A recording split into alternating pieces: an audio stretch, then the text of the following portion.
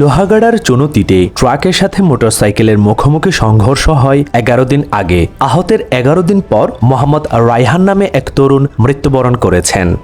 চট্টগ্রাম নগরীর চাঁদগাঁও থানাধীন পুরাতন কালুরঘাটে ভাসমান অবস্থায় পাওয়া যায় একটি অজ্ঞাতনামা শিশুর লাশ। লাশটির পরিচয় শনাক্তে সহায়তার আহ্বান করেছেন পুলিশ।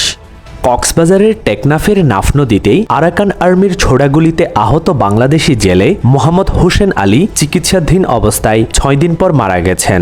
কক্সবাজারের টেকনাফে 60,000 পিস ইয়াবা নিয়ে 22 বছর বয়সী আসমা আক্তার নামের এক মাদক কারবারিকে আটক করা হয়েছে। রাঙ্গামাটিতে 6ষ্ঠ শ্রেণী পড়ুয়া এক মাদ্রাসা ছাত্রীকে ধর্ষণের দায়ে এক আসামিকে যাবজ্জীবন সশ্রম কারাদণ্ড দিয়েছেন নারী ও শিশু নির্যাতন দমন ট্রাইব্যুনাল।